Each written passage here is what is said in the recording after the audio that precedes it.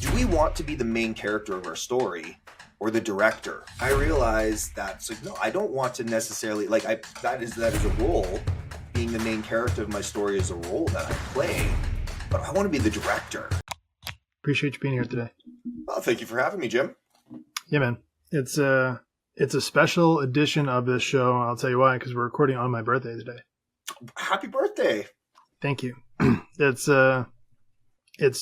the celebration of a full cake, right?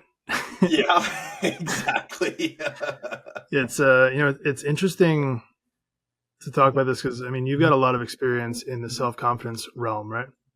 Yeah, that is my primary focus when it comes to my coaching clients. Absolutely. So let me say this. The birthday thing for me has been interesting, and I want to start on this topic, A, because it's timely, but B, I think that you have a lot of really good insight on this. I was never really a big fan of my birthday, and I'll tell you why. For a number of years, I put it on myself, hey, I got to be the provider, I got to be the person who shows up for everybody else, and I had a hard time celebrating myself and receiving thanks, receiving that celebration. And one of the things that I often found was that I would put these expectations of, hey, I'm usually the background guy. Today is going to be the day, right? It's your birthday. You're going to be celebrated. You're going to be the most important person. And what winds up happening is it doesn't fit that perfect image, right? Because life is never perfect. Right. And then it becomes a letdown. So then it devolved into this idea of, hey, let's hate your birthday. Let's not celebrate your birthday at all. Because then if I hate it, I can't be disappointed. I can't be let down. Mm-hmm. So for me, I've gone through this sort of bell curve of emotions to the point now where I'm like, hey, I can't be the no half cakes guy and not enjoy my own birthday. So let's figure out whatever it is that's causing me to feel like this. Yep. Let's bring it to the surface. Let's deal with it. And then let's start to figure out how to enjoy it. And I'm happy to report that I'm pleasantly enjoying my day today. And just figured I would share that story. A, because I'm sure that there are some people who can relate to that feeling. And B, I'm curious to hear your thoughts on that. Well, I can relate to it. I was never one that was big on my birthdays, almost as if I wouldn't allow myself to enjoy my birthdays. But I know for myself, it started a lot with childhood because I was always, I shouldn't say I was always, we moved a lot when I was a kid. So I was the new kid.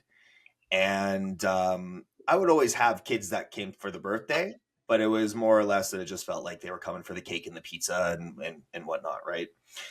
And so there always felt like just some sort of letdown. Like I was setting up some sort of expectation, and I don't know what that expectation even was. And, you start weaving in there people pleasing and weaving in there just like this feeling that you don't deserve it. It was just this narrative that I also used to tell myself. And so I just never allowed myself to enjoy my birthday. And I also feel like it had something to do with like the programming we receive as men. You don't get a day off. There's something more productive that you could be doing with your time.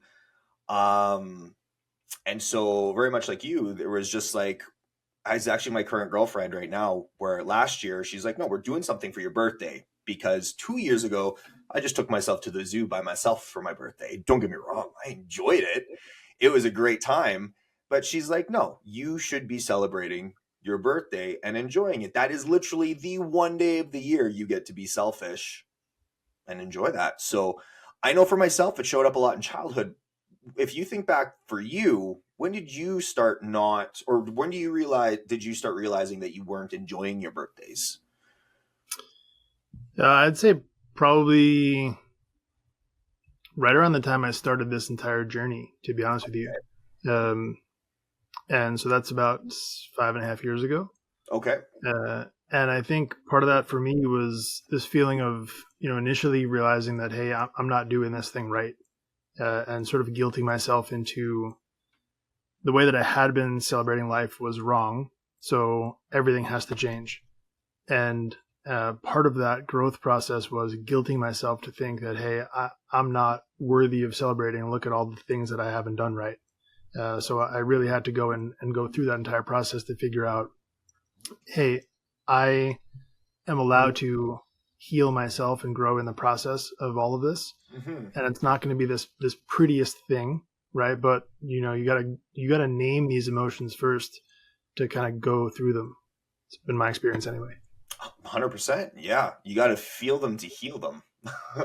So you had made mention that you just felt like you weren't there yet or you didn't deserve it. So, or it wasn't right.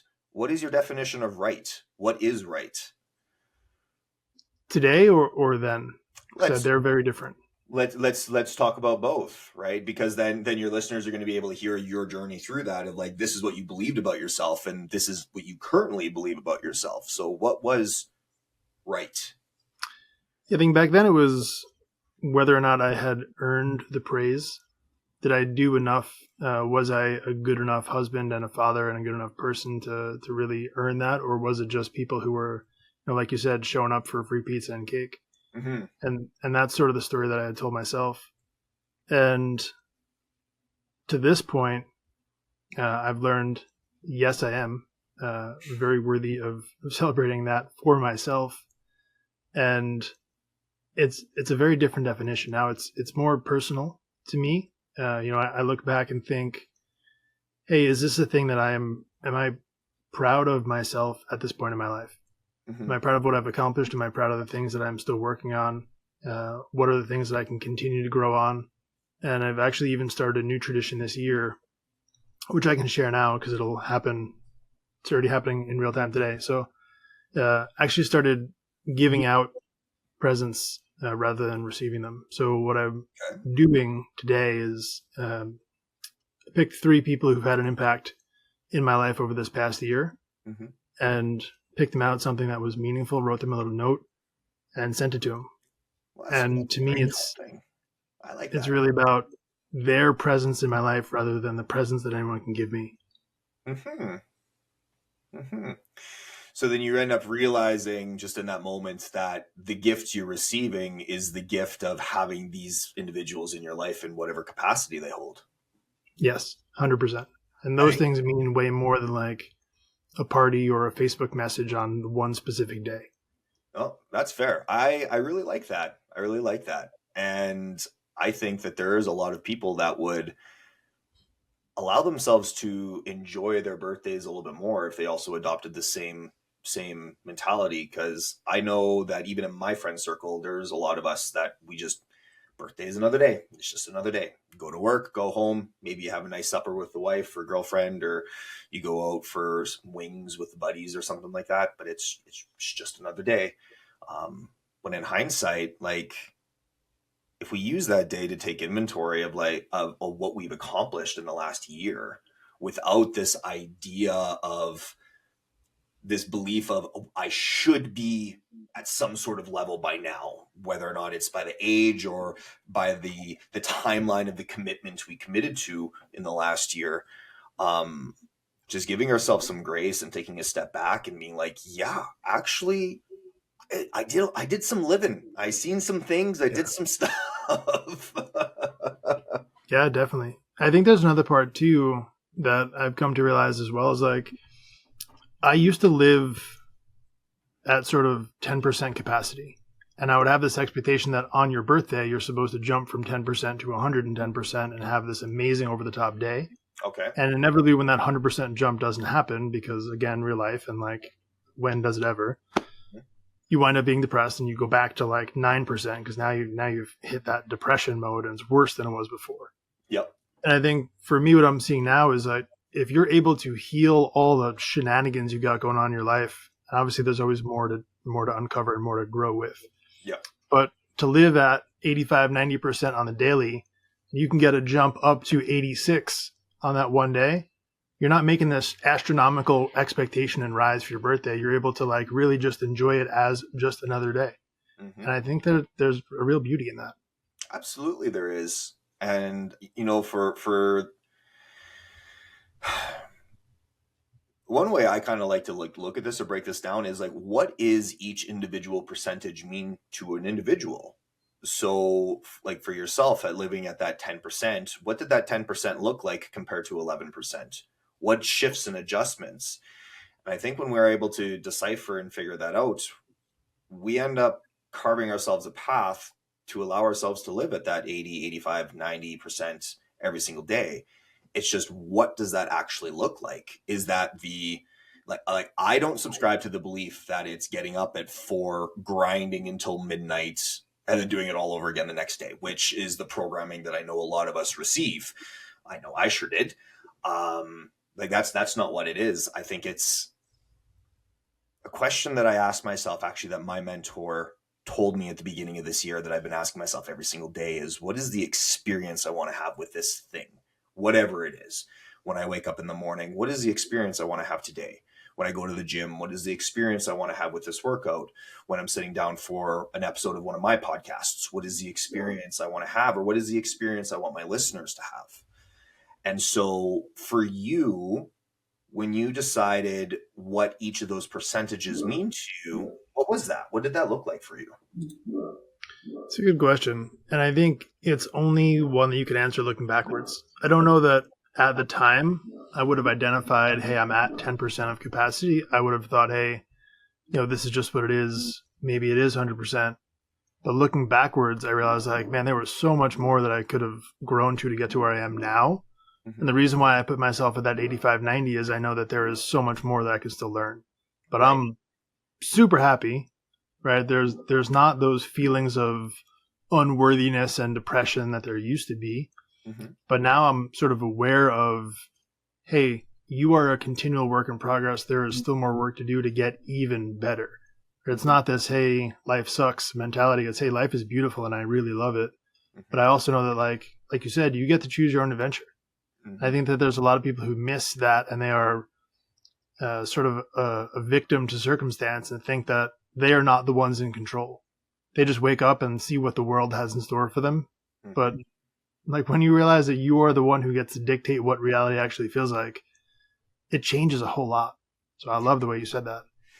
So are you, I'm sure you're familiar with like the conversation around being the main character of your story and seeing this on social media. So I really sat with that because, like, I'm a big, if a person could jump into my head, they would get lost because my thoughts are just go all over the place. But I really sat with that and I'm like, do we want to be the main character of our story, or just hear me out for a second, or the director of our story? Because as soon as we adopt the identity of being the director of our story, we are now actually in control. We are no longer observing the way we show up in life. We're no longer as if we're sitting on the couch watching the movie. We're not doing that. We are actually pen to paper and directing it out as to what it was. And so when I realized that, it's like, no, I don't want to necessarily, like, that is a role. Being the main character of my story is a role that I play, but I want to be the director. I want to be the one that's in charge of calling the shots.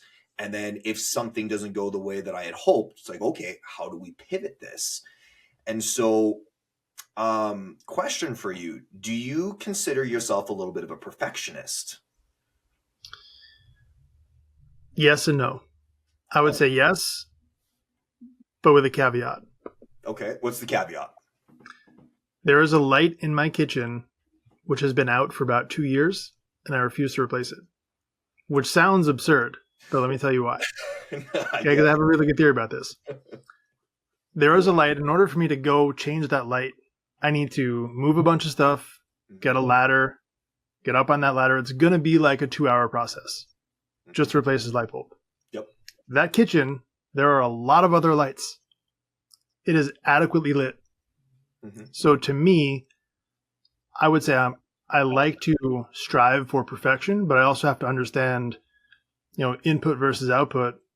Is it going to drive me crazy to have everything perfect? Because real life is never going to be perfect. And I don't want to continue to drive myself into this, mentality where everything has to be super well controlled. Yeah, I want to strive for the best, but also have to be willing to be reasonable and say, hey, is the input going to match the output? And if not, hey, next time I have the ladder out, next time I have to move that thing, I'll do it then. Right. Otherwise, right, it's just not worth it. So it's almost like, in a way, you're giving yourself some exposure therapy. Sure, yeah, something like that. I like it because, again, I was one that used to identify as, or it was part of who I was as a perfectionist until I started breaking down what I was just talking about before with being the director of a movie. Because when I really sat there and thought about it, it's like, what is perfect? What's perfect to one person is not perfect to another person. And then we have these old adages of beauty is in the eye of the beholder, right? And so if we adopt the identity of the director of our life, every single choice that we make, every pivot that we make, every obstacle that we overcome is perfect because we're here. We're having this conversation right now.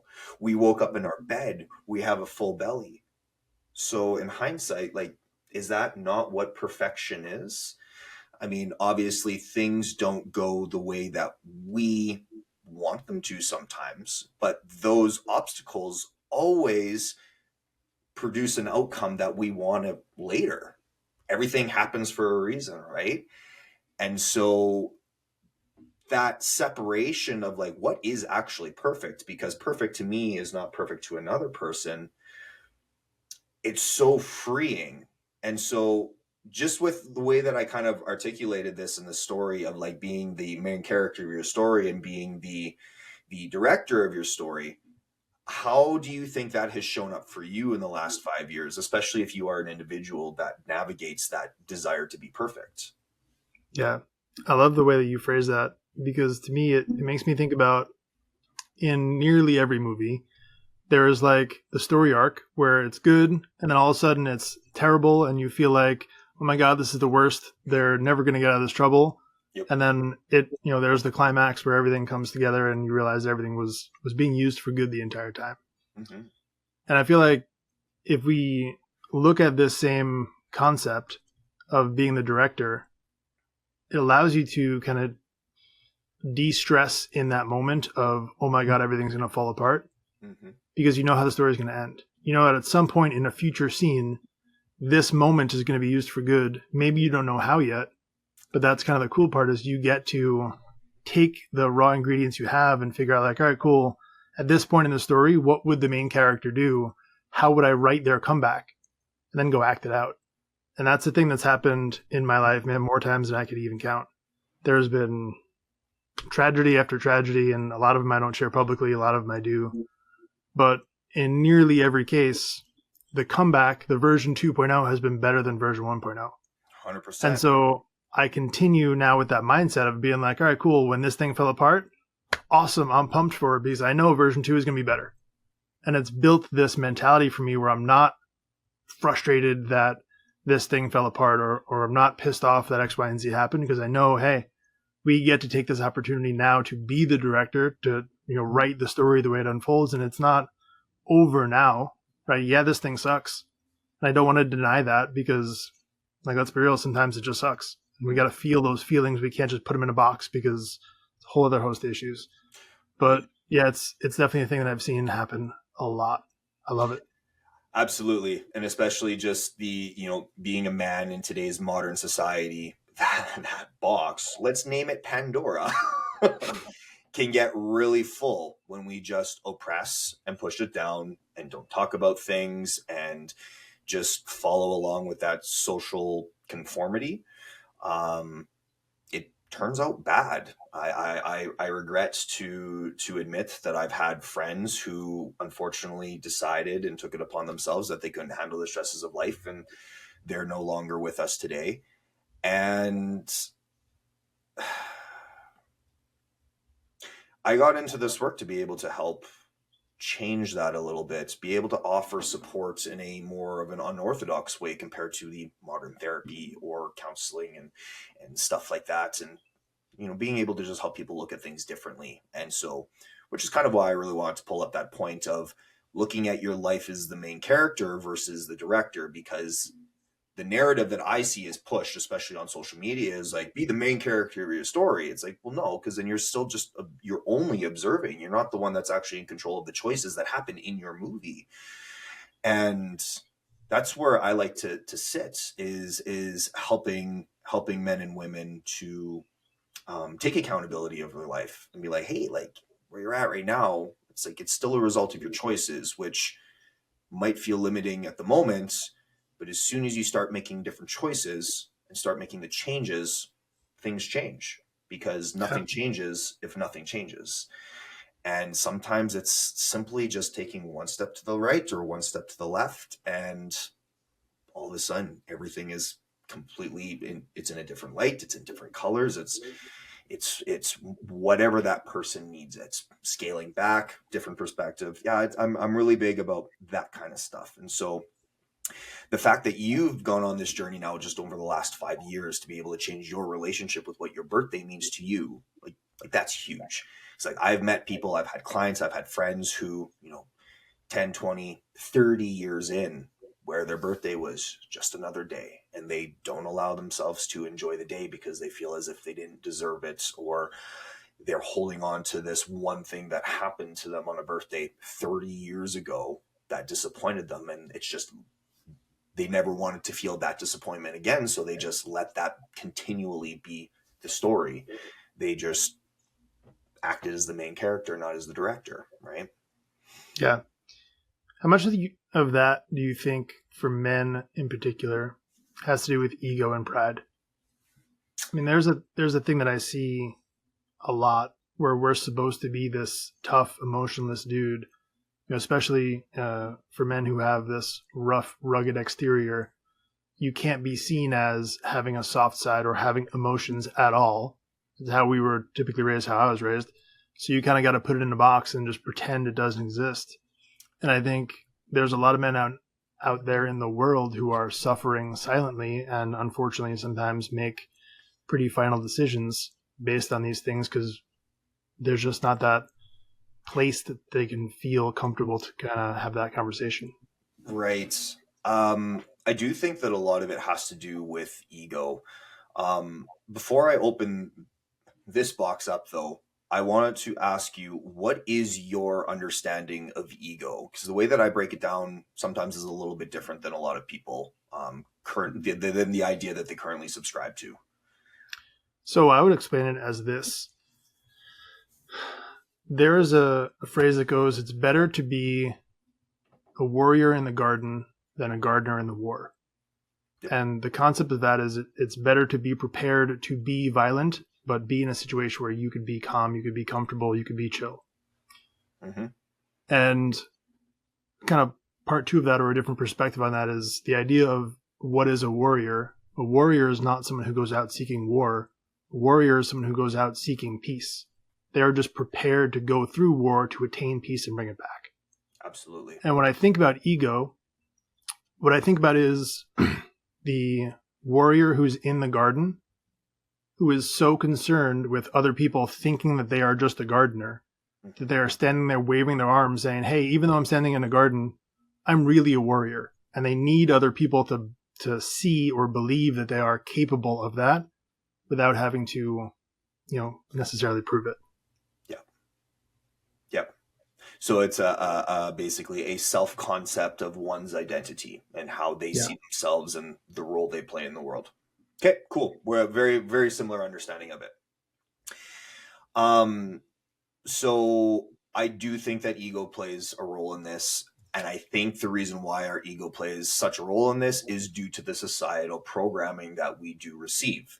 So when we continually receive programming from society, whether or not it's TV, whether or not it's magazines, whether or not it's social media, video games, all of these things, of how men are supposed to act and feel, how they're supposed to look, right? Like I even remember back when I was a kid, like men were supposed to look like G.I. Joe, right? Men were supposed to look like the superhero. Men were supposed to look like this, that. They were supposed to be steadfast and they never broke down. And that if a men broke down, like it had to be really, really, really bad. And so I got just a quick little story for you. So before I got into this space, we're going back now like almost 10 years. I actually used to work in the nightclub industry. I managed security for a hotel and two attached nightclubs.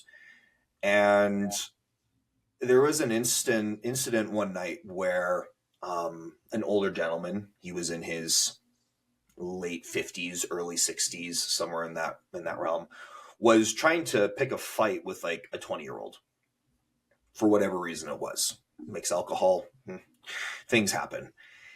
And I happened to be the person that was there. And so I interjected myself into the altercation, pulled him aside, basically put my arm around him, like, come talk to me, come talk to me. Like, just go over here. Don't worry about him. It's just a kid. Like, yeah, he's gonna run his mouth, but like, you got my attention now. Just come and talk to me.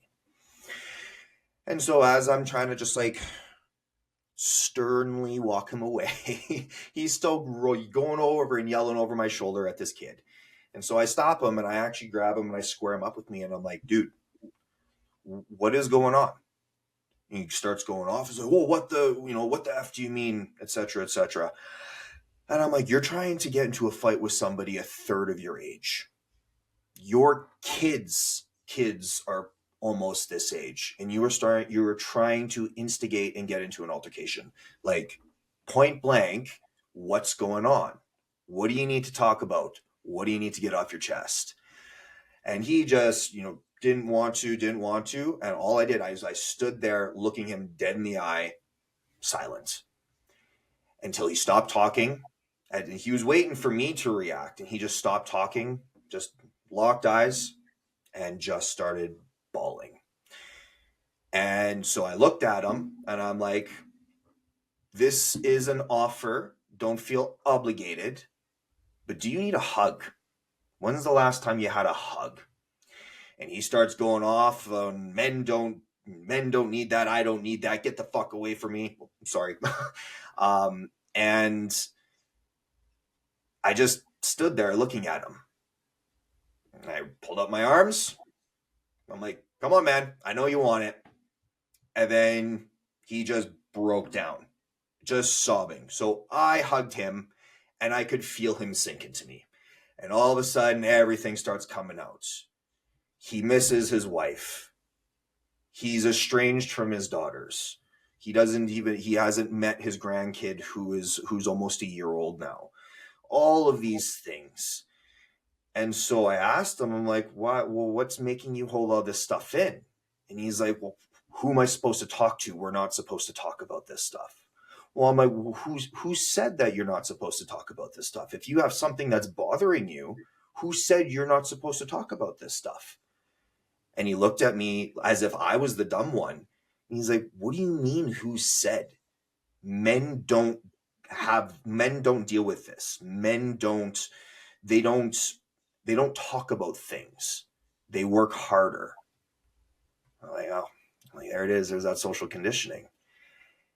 And so being a 25-year-old at the time, holding this 60-something-year-old man with him crying, there's hundreds of people in the parking lot surrounding us. It was a very surreal experience. And it's actually one of the experiences that led me going into this realm. Because after that incident happened, I started paying closer attention to the types of people that were coming to these nightclubs. And I learned that alcohol is so easily accessible and socially acceptable.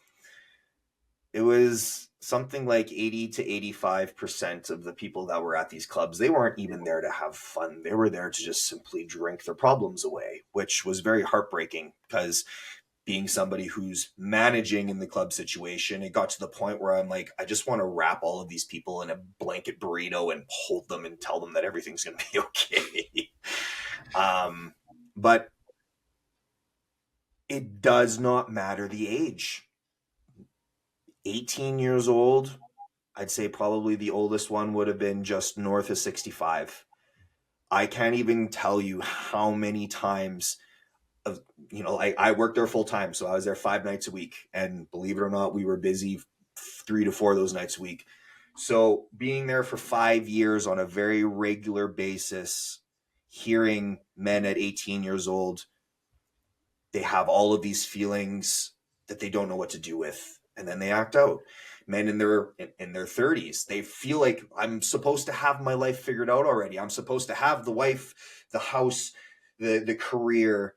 And then men that are older, I'm supposed to have a happy family. I'm supposed to have grandkids by now. I'm supposed to be retired. And the story was always the same. It was, I'm supposed to. It was always rooted on that belief. I'm supposed to. So as I'm witnessing all of these stories, and I'm trying to figure, I'm like, this supposed to, like, who is pushing this message forward? And if we look at it, it's in the programming all around us. And right beside the I'm supposed to belief was the lovely box of should. And so I tell all of my clients, like, stop shoulding on yourself, because if you knew better, you would have done differently. But we make the choices that we make with the information that we have at the time. We make the best educated guess as to what is going to serve us best with whatever it is that we're dealt with.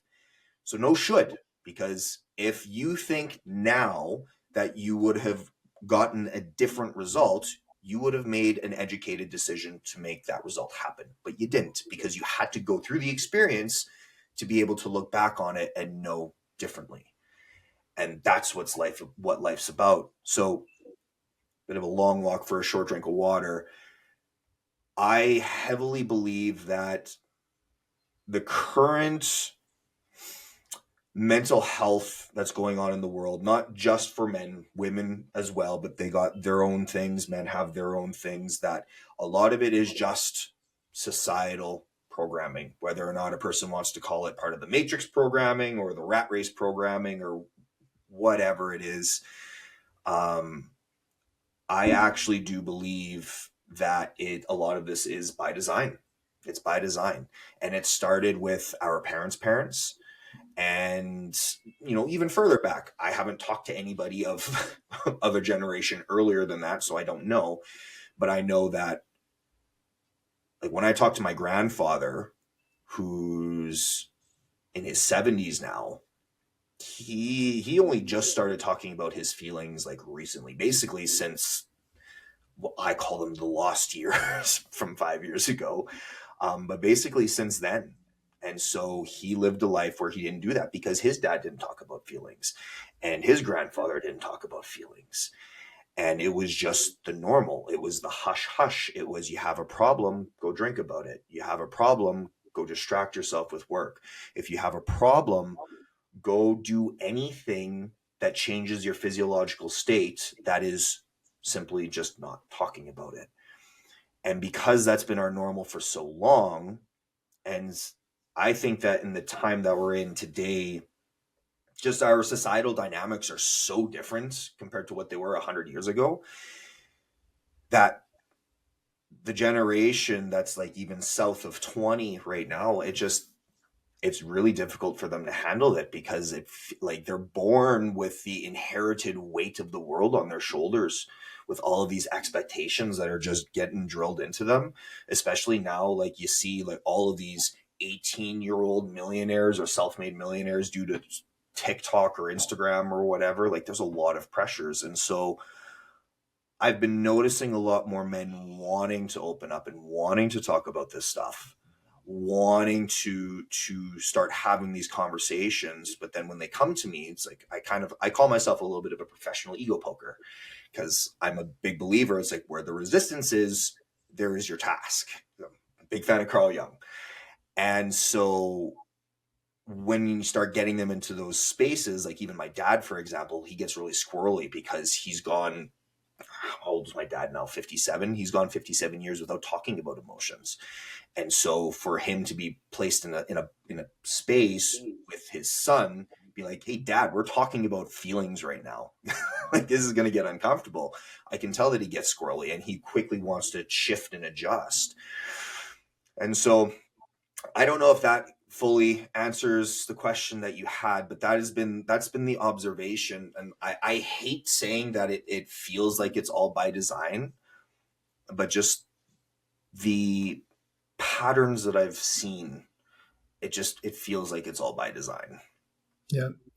Well, it definitely does also seem like there is progress being made. And I think that's largely to people like yourself who are willing to have those conversations and show up in that way for people. Absolutely. And I think that more men in particular, and I'll speak for the men here because who you and I are in this conversation, Yes. we need to show up and be willing to go first. And I think that that is for each other, because I don't believe that there are enough spaces for men to hold grace and space for each other where that's comfortable to tell your guy friends, hey, dude, I love you. It just doesn't happen enough. No. And then I think secondarily, in relationships with your wife, with your girlfriend, whatever that might look like, I see a lot of times where it is this contentious relationship where both are reacting to each other, Yep. trying to fight this ego and power battle, Yep. and both are reactionary. And it's going to take one person to say, hey, let's pause this for a second, because they're both reacting to each other rather than saying, hey, like if we actually had a genuine conversation and we both supported each other, how much further could we both go? 100%. 100%. So I work with a lot of people in relationships specifically, not on the relationship itself, but how they show up for themselves in the relationship, whether or not it's for boundaries, communication stuff, basically having confidence in the relationship. And I think the biggest pivots that I try and really like just grind it into my clients' heads, or even my friends' heads that are going through this, is it's not you versus your partner. It's you and your partner versus the problem.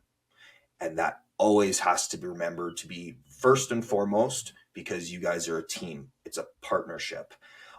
That's my belief anyways. And, the person that you're with and you choose to be with on a romantic level, whether or not it's through marriage or just universal lifelong commitment or whatever that looks like to an individual, that person is super important. And so to know how to navigate those hard conversations and to be able to not necessarily turn the ego off, but check ourselves when we feel ourselves coming from a place of emotion instead of logic, to be like, okay, I need 5 minutes to just kind of fizzle out here. So something is said that can't be taken back.